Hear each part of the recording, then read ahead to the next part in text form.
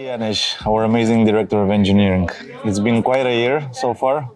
I think we've moved very fast with a couple of things. I did have interviews with the rest of our team, so I'm really curious on the whole on the engineering perspective of. So how do you think things moved so far when it comes to progress in developing different our apps and everything? Yeah, I think it's fair to say that the most focus, I would say, was raffle and how to raffleize all the things. And I think we've been pretty successful so far. I think we had two goals with raffle and how to raffleize the apps. Basically, easy of building things and easy of deploying things.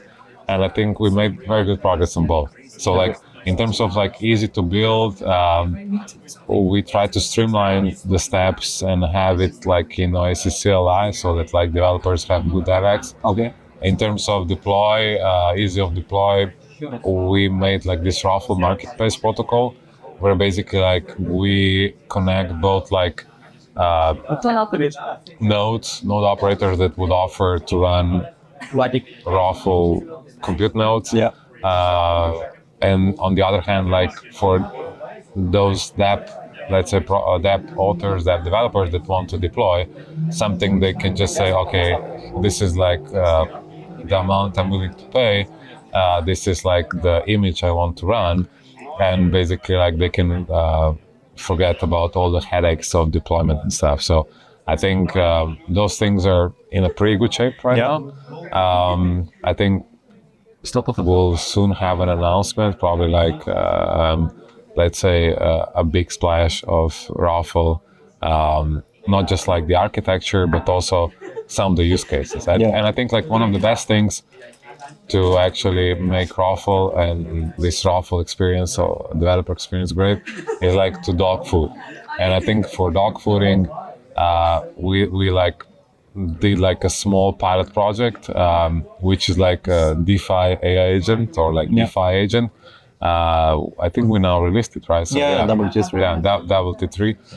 So it was a great sort of vehicle to dog food, to test, to see where the headaches or friction points are, as well as to make something that's I think genuinely interesting as well as useful. So the bot does trading, and I think it will spark additional interest in the platform. I agree. So on that end, I think if I look at what comes next is basically, okay, we want to make developer experience great, but at the same time we need to have a good supporting customer experience, or let's say more end user experience, which is why we have the Oasis Rose app, and the Rose app was just launched end of last year. And what we are sort of doing now is basically adding a sort of wizard that will guide you. You'll sort of answer a few simple questions okay, do you have rows or not? Where do you have them? So that you can get them onto Sapphire as quickly and efficiently as possible. But not only that, we'll add a bridge and swap functionality to go along move and stake. So that if you have it in some other currency or on some other chain, you can easily swap it in or bridge it and stuff like that.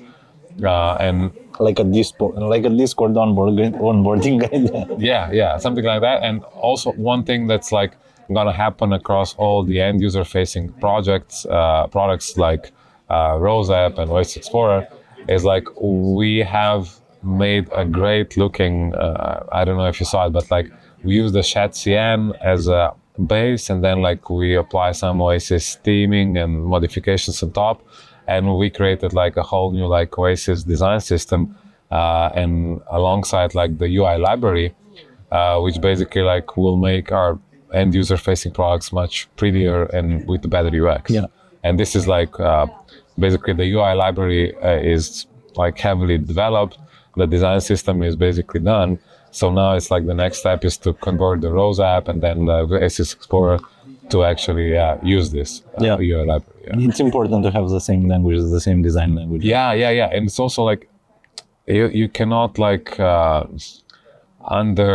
or like stress enough that basically like if a user like opens something and the UI doesn't look like the best, then they'll immediately, I guess, like assume, oh, this is not a finished product, like even if the underlying technology is like itself great. Of course. So that's why UX it's is like very important. your yeah, basically your clothes or like your dress. I think this is what everyone in Web3 is struggling with, but it has come a long way. Like more and more projects have realized that UX is a really important part in getting people to adopt the technology. So, Exactly.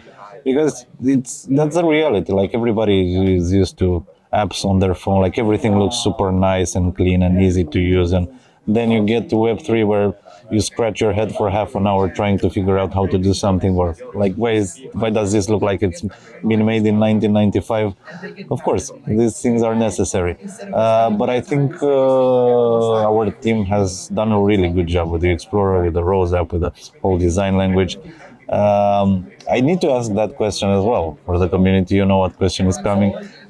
Is there any focus on the mobile wallet at the moment? Do we have any plans for anything like that? So I'll say I think like the Rose wallet is perhaps like now being sort of like not in the highlight because currently it doesn't like offer native Sapphire support, and hence I think like is not sort of like the thing that, I mean, even if we can release like the Rose wallet that's used for the web and for the extension also like in Android and iOS, but I think the thing is like it's not gonna mean like much. Perhaps like if you have like, I don't know, holding your Rose tokens on consensus layer and want to stake them, fine. But basically like I think the future is like perhaps like merging the Rose wallet and Rose app to basically Rose app to cover, let's say, like this part, and also like perhaps like convert it to a mobile app. I mean, you can use the Rose app on the mobile, of course, but perhaps a native mobile app in the spirit of Rose app would be a great thing. It's not like other apps in Web3 don't require you to use MetaMask on your wallet, on your mobile as well. So it'll be the same thing basically. And yeah, I think that's the logical step to merge everything into one app. The Rose app is already a pretty nice hub with all the ecosystem projects in there, and if we have everything in one place, that's basically the purpose of any. Yeah. And maybe another project will come and build the mobile wallet if they really need it. So yeah, no, I mean, also sometimes it's just like this sort of, let's say, bureaucracy surrounding like the listing on like Play Store and so on.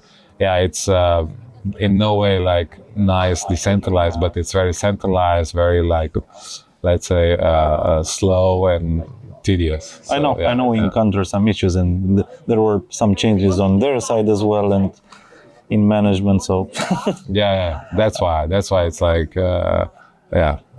sometimes it's harder than sort of it looks.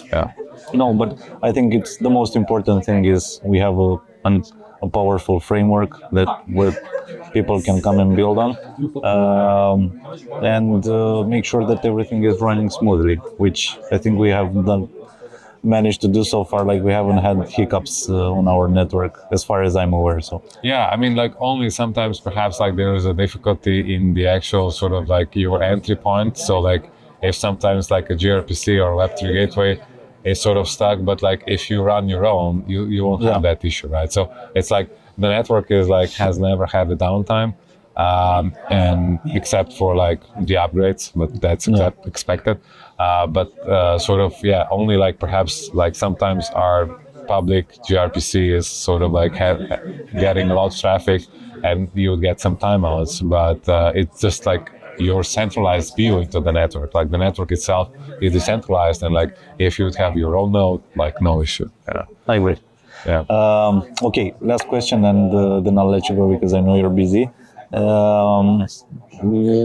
What do you think the focus will be for the rest of the year and for the future as well for the engineering team, and how do you see Oasis positioning in the future when it comes to the tech? A very good question. I think like what we have now is basically like have Raffle nicely maturing, and as I mentioned, like I think like this 8NAM and the hackathon sort of already show that like people can actually build real projects with it. We still can improve in the friction, so like make it even smoother experience, right? But what I think comes next is basically like doing a lot more interesting use cases now that we have like these things built by community, like grantees, like hackathons, just get the word out. But also, I think like it will like this DeFi agent WT3 show that like we can actually like build an interesting thing, dog food the platform, and have something, let's say, interesting and usable for users. So I think like we should pursue this direction of just like also building things ourselves, and then like I think the whole spectrum will sort of like be a good, let's say, playground or like a sort of a gardening experience where like, you know, a lot of things grow, and hopefully we soon have a full forest of trees here. So yeah, this is my hope. That's my hope as well. And I think dog fooding is very important. And every person I talk to, like when they ask me, like, so what can I build? What should I build? If they want to join a hackathon, just go to playground.oasis.io. You have a ton of examples there and demo it. Get inspired, maybe fork something and build a better product out of that. So I think we have all the tools necessary for somebody to come and build an amazing product. Thank you so much, Tadej. Thank you, Minya. It's a pleasure.